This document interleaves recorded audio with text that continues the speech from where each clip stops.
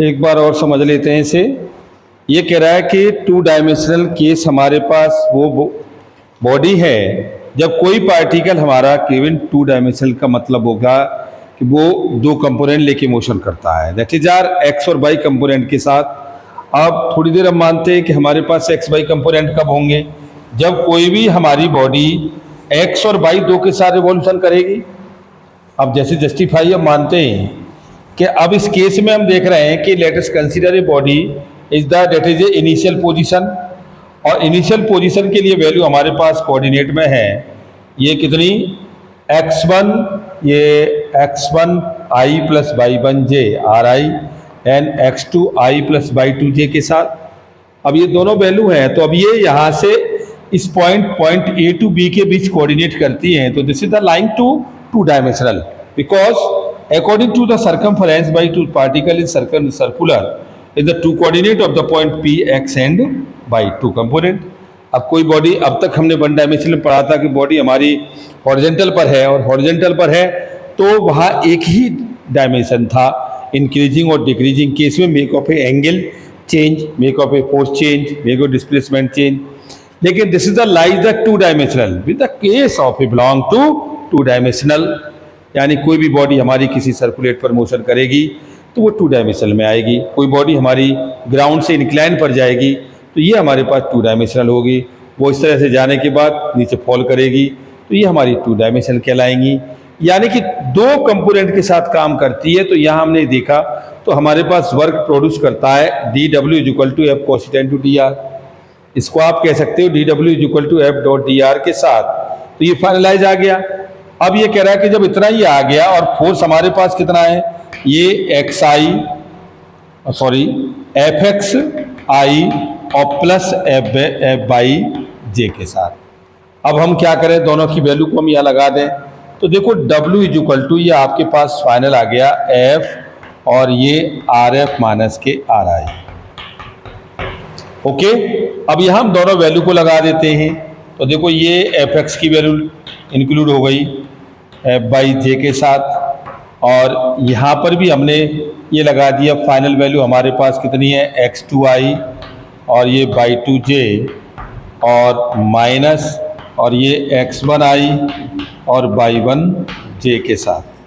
अब इनको हम कैलकुलेट करें तो D W is equal to ये एफ एक्स आई और ये एफ बाई जे के साथ, और ये वैल्यू आपके पास आ गई एक्स टू माइनस के एक्स वन आई और प्लस ये बाई टू माइनस के बाई वन जे के साथ।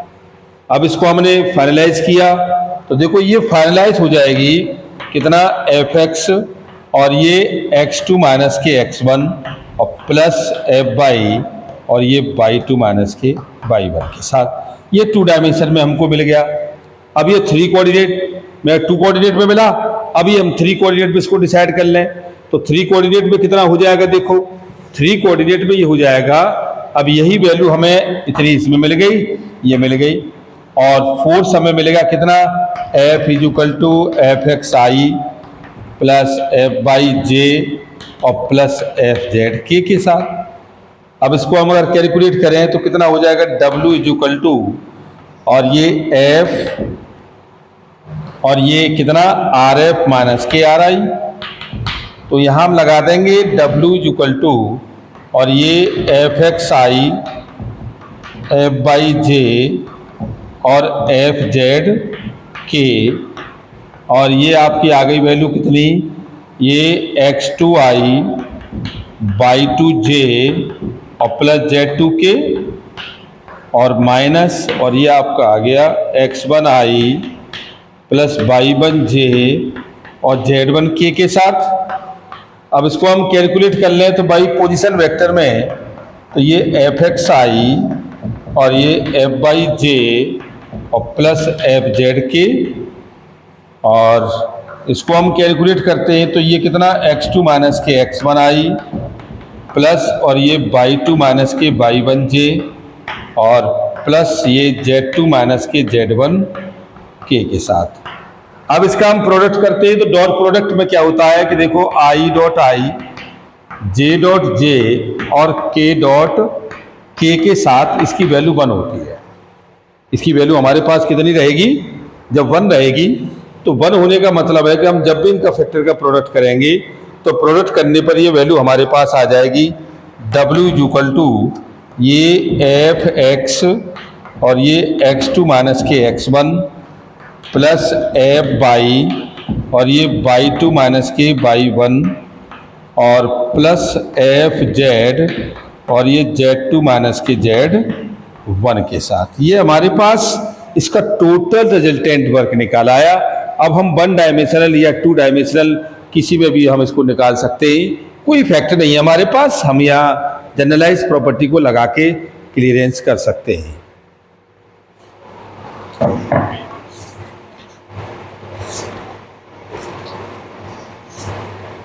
अब यहाँ हम ये पॉजिटिव और नेगेटिव वर्क की बॉडी को हम डिसाइड कर चुके हैं कि कोई body according to due to direction जा रही है तो वो पॉजिटिव वर्क डन है।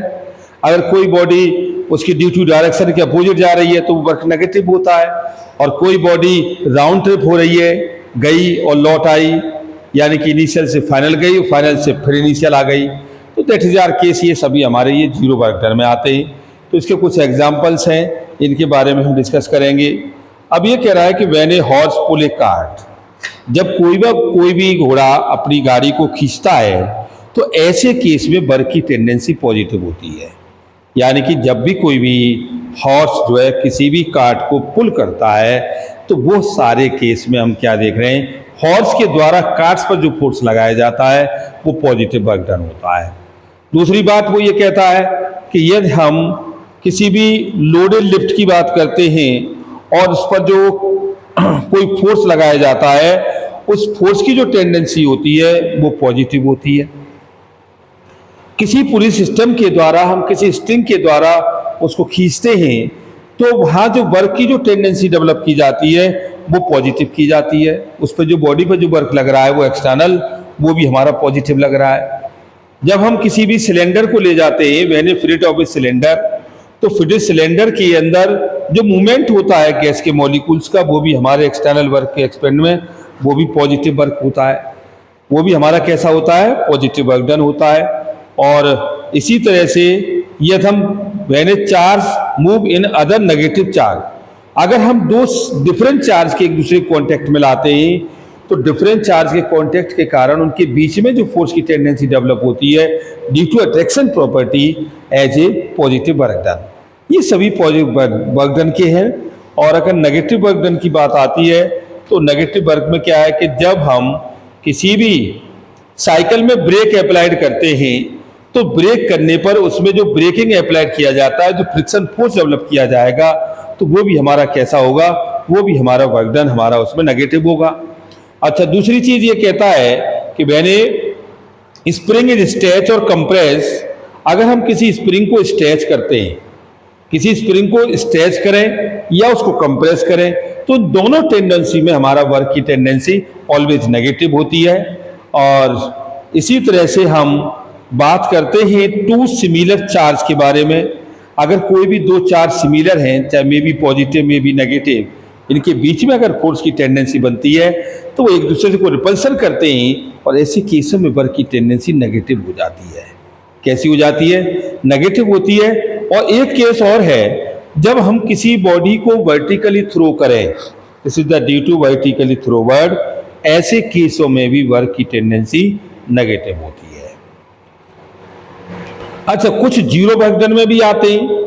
अब जैसे प्लेटफॉर्म पर कोई कुली किसी लोडेड लेकर मूवमेंट कर रहा है, तो वो जब मूवमेंट कर रहा है तो वो भाग नहीं सकता। पहली बात तो वो रन नहीं कर सकता। अगर वो रन करेगा तो उसके अंदर फोर्स भी हो जाएगा और एक्सेलरेशन भी आ जाएगा, लेकिन वो चलेगा स्लोली, क्योंकि उसे पता है कि वो सामान लेके गिर जाएगा। और जब वो सामान लेके फॉल कर जाएगा प्लेटफॉर्म पर, उसे सेव करने के लिए वो बहुत स्लोली मोशन करता है। और जब वो स्लोली मोशन करता है तो जब कोई बॉडी स्लोली अगर आती है, स्लोली बढ़ आता है, तो वह एक्सेलरेशन ऑलवेज कांस्टेंट हो जाता है। जैसे कोई भी है, कोई मैन है या वुमेन है, मॉर्निंग वॉक होती है, तो उस समय उनका वर्क डन जीरो होता है, वर्क जीरो होगा।